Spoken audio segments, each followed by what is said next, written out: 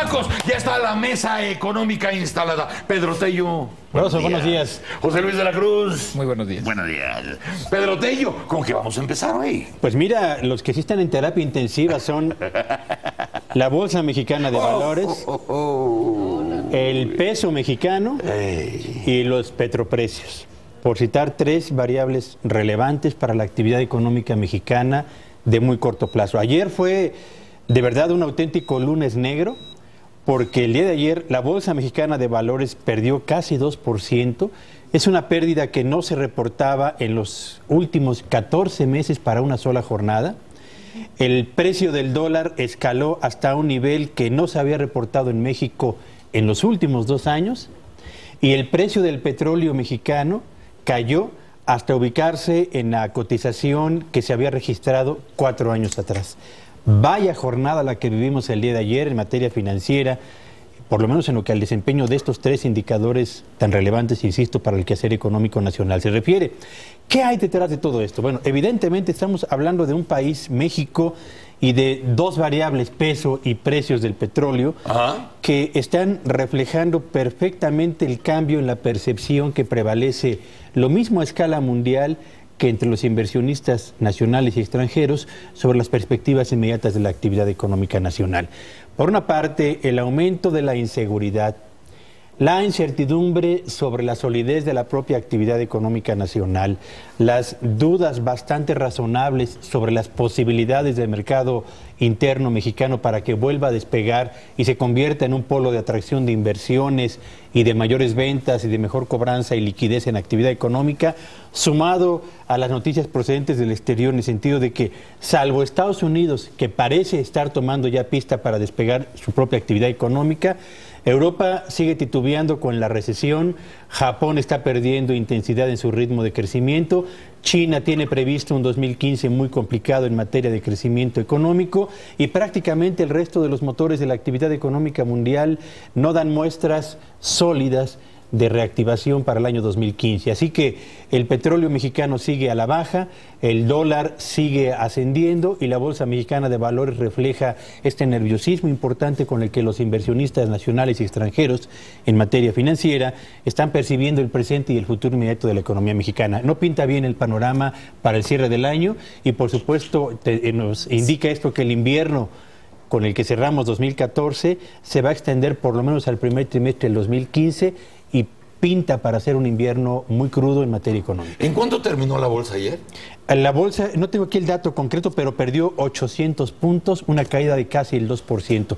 Una caída de ese tamaño no se había reportado en 14 meses. Eso es importante pensando en la relevancia que tiene el mercado bursátil en la operación de la economía mexicana. Y a 14.28 el dólar y a 62 pesos el barril. A 62 dólares con 26 centavos. Perdón. Es decir, el barril tuvo una caída en su precio que lo ubicó en un nivel que no había reportado sino 4 años atrás. El dólar escaló a un precio que no se había registrado sino 2 años atrás y la bolsa 14 meses atrás reportaba una caída como la que se registró ayer. Llevamos mucho tiempo viviendo en caos. ¿Por qué es ahora que todo se junta como si se alinearan los astros para hacer una tremenda chuza nacional? Si siempre contamos con los ingredientes de incertidumbre, que desde luego hoy se ven más claramente y a nivel internacional, con esta situación económica que ustedes veían venir desde hace más de 2 años. ¿Por qué se juntó todo? ¿Por qué es ahora que se alinea todo? Bueno, en primera instancia, el problema es, en la parte interna, no hemos solucionado los desequilibrios que nos llevan... Como si no importara la parte interna. O falta de la habilidad suficiente para poder resolverlo. Es decir, que los intentos que se hayan hecho no hayan sido los adecuados. Es decir, esta dependencia que tenemos del petróleo, esta dependencia que tenemos de un solo mercado financiero, de un solo mercado de exportación, que nos deja vulnerables ante cualquier vaivén externo, sobre todo que venga de Estados Unidos, pues básicamente lo que marca es la debilidad del mercado interno mexicano para poder tener un ritmo propio. Entonces, en ese sentido, el no haber hecho la tarea a tiempo y de manera eficaz nos está cobrando una factura. En la parte externa, pues evidentemente es no saber leer ver hacia dónde va el mundo. Le apostamos mucho a una reforma energética que en principio en estos momentos debería estar dándonos justamente lo contrario de lo que hoy ocurre.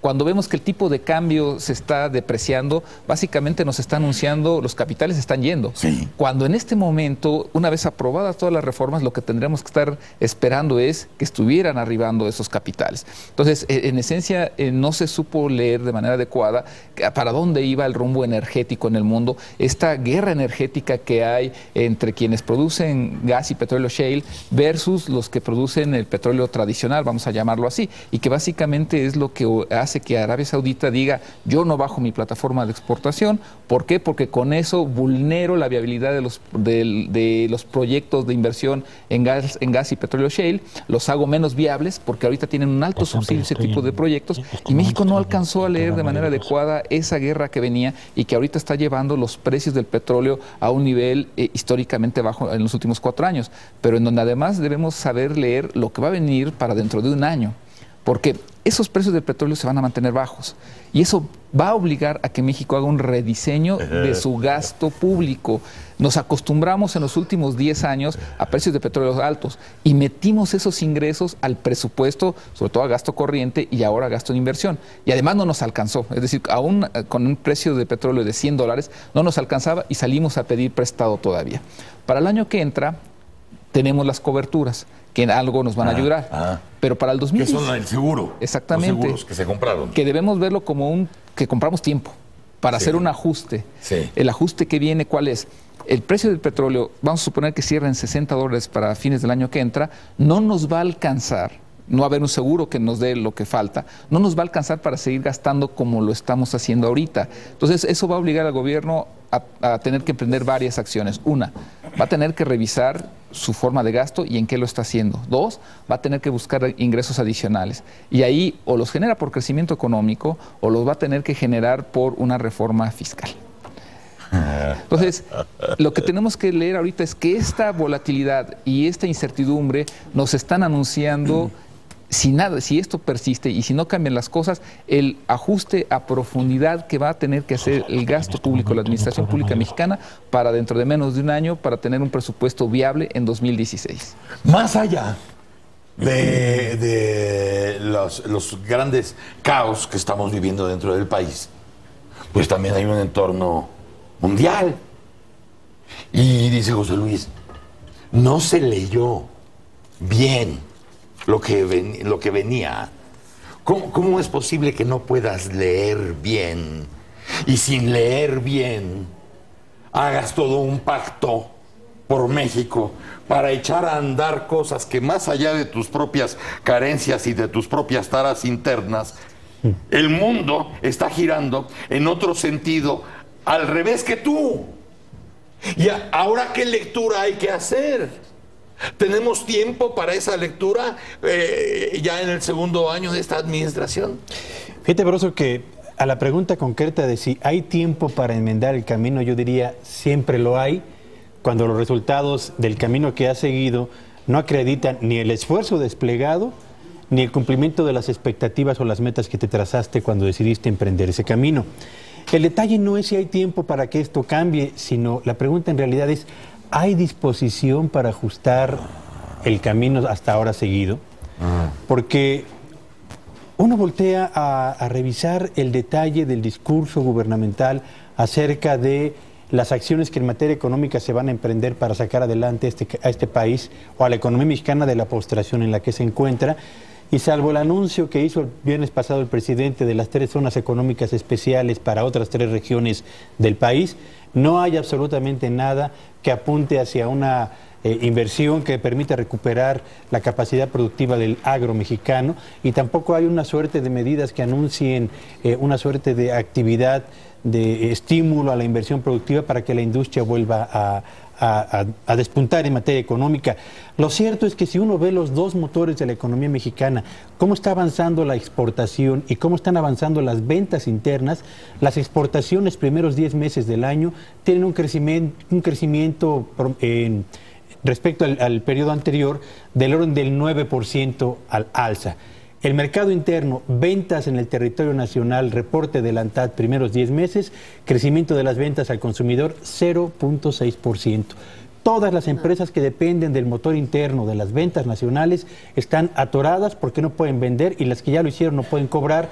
Las empresas pocas y las regiones muy pocas que dependen del mercado externo están avanzando muy bien porque está avanzando cada vez mejor la economía norteamericana. El detalle es que seguimos empeñados en este estilo fundado en el sector exportador, olvidándonos de que la base de la pirámide de cualquier país se llama mercado interno y planta productiva nacional. Si ustedes dos, gente de bien, que nos ha sabido explicar lo que muchos no entendemos y que ustedes nos lo han podido poner en claro y en blanco y negro, uno nada más se queda con la idea que a lo mejor esta postración nacional sea parte de un plan, porque si ustedes, gente de bien, nos han podido explicar lo que no funciona y lo que debiera hacerse y lo que no debiera hacerse desde esta mesa, uno no se puede explicar que la postración nacional sea nada más parte de la ineptitud, sino que pueda obedecer a un plan. Pedro Tello. Broso, buenos días. Gracias. José Luis de la Cruz. Buenos días. Muchas gracias.